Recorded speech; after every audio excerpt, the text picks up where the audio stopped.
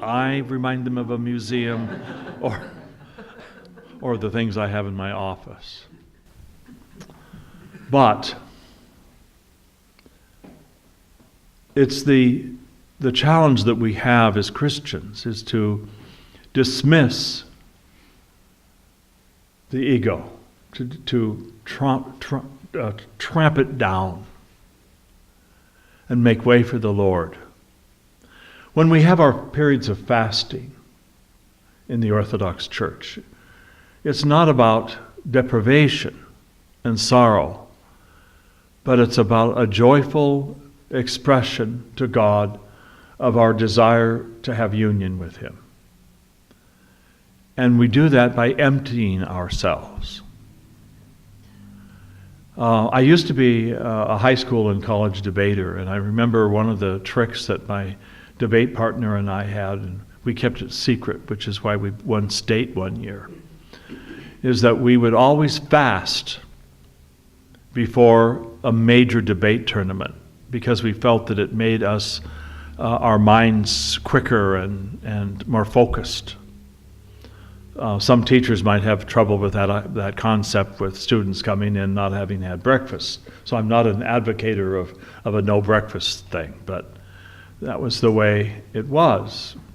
And I think that that's also part of why we Orthodox Christians abstain from all water and meat from midnight, water and food from midnight on, before we receive the holy mysteries, is that we've emptied ourselves and prepared ourselves to receive the body and blood of Christ into our bodies, and having literally Christ's body and blood dwell in us in a real, tangible way.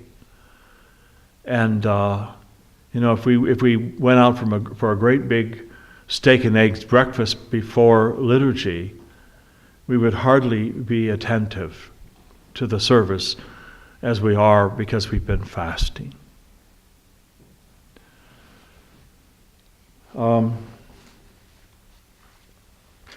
I've made a couple of notes, which I'm usually against, but I want to share a few things. When we were created in the image of God,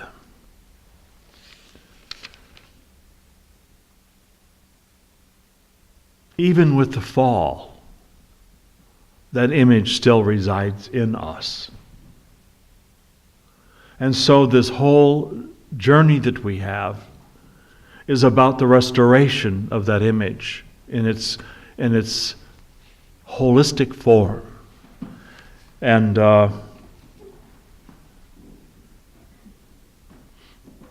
in 2 Corinthians 3:18, we see that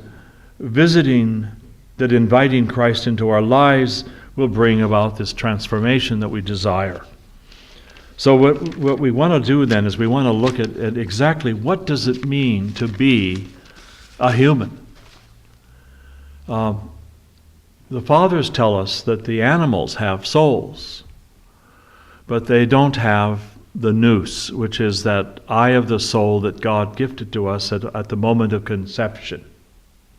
And the moment of conception is important because there's so many people today that say that a baby isn't a baby until it's been born. But that's wrong. So when we kill a fetus in the womb, we are killing a child of God who's been created and implanted in the heart with the nous, the eye of the soul. Only we Orthodox teach that. It's of the early church fathers. It's not an invention. It comes out of the early church. And it's that eye of the soul that distinguishes our soul from the soul of an animal. Now, anyone that has a close relationship with pets, as I've always had my whole life, knows that dogs and cats have the ability to love us and to receive love. And I saw the most sad photo a while back. It was of a large dog, a pit bull that had been, that was in a pound, and a family came and they picked that dog to be theirs. And for whatever reason, it didn't say, but when the dog was taken to their home, and within a few days they decided this wasn't the dog for them, and they took it back. And the photo showed this dog standing in its pen alone, with its back to the people, looking at a wall. And this dog, the article said that this dog had been deeply depressed ever since it had been returned. The dog had been rejected, and this family that was going to be its family rejected it and said, "Oh, this isn't the dog for us." And they took it back. We've all heard about cases of animal cruelty and people who are abusive of their animals, their pets, their farm animals, or whatever. And so for a Christian, we can't abide by this, because these are gifts from God. And they're companions on our journey, and pets help us to learn to love others. We learn to love by the presence of our pets. Our cat Hammy showed up many years ago, and the vet at the time said that he thought he was about 3. So we figured that Hammy is 19 now. And Norwegian forest cats are known to live to be 22 on the average. So we're really hoping that he will be beyond that. But Hammy plays like a kitten and loves like a close friend. And every evening, most every evening, the monastic community gathers in our library, which looks like the Shire. I've shown a few pictures to some of you. And so we're all sitting there, either in front of the fireplace or in this central area of seating, when we're all sort of sitting around together. And Hammy is never happier than when he's in the midst of all of us. And so usually you can find him maybe sleeping when we all walk in, but the more that come in, he starts running around, playing like a kitten, hiding, jumping out, doing all these wonderful things. And then he comes up to each one of us and lets each one of us hold him. I'm the only one that when I hold him, he puts one paw here, buries his head in my beard, and just purrs for a long, long time. We have a special bond. I'm his grandpa. And I'm the one that arouses him in the morning in the library, which is where he sleeps at night. I'm the one that gives him his first food, but before I do that, I pick him up, I hold him, he puts one paw here, buries his head in my beard, and we snuggle, and he purrs. And I've even managed to I won't do it for you, but I've even managed to come up with a sort of a human purr sound to just let him know that I'm on the same wavelength.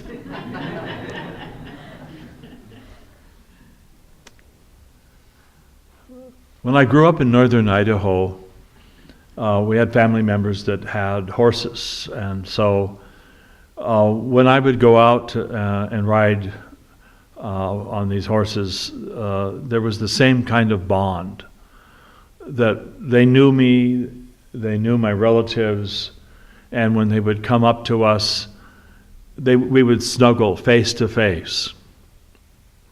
And I always felt safe riding even bareback on these horses, because they were part of the family. I love animals, and I saw a wonderful video of an elephant that had been rescued after, I think it was 20 or 30 years of in captivity, and it had been chained in a small space.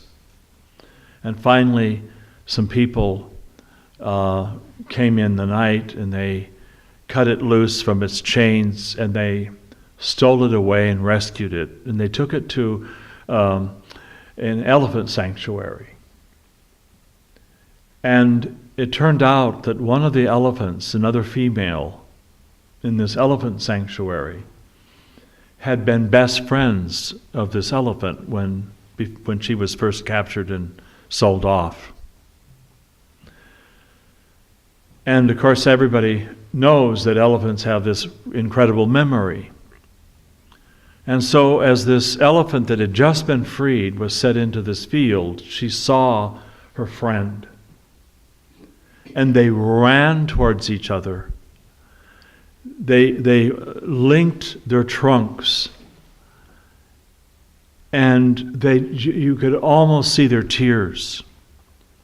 And then they walked off together into this big open area, leaning against each other, like old friends. Being that I'm from orcas country, and we see pods of orcas all the time around our island. And many, many years ago, the Puget Sound region was the area where orcas were captured and sold to SeaWorld. And I saw a video of, thank God SeaWorld has finally decided to stop the orca program. But they're not going to release the orcas, giving the excuse that they'll just die in release. But something about orcas that we only now know, well, they finally are admitting, I think it's been known for a long time, is that orcas are like tribes. They have a different language and a different culture.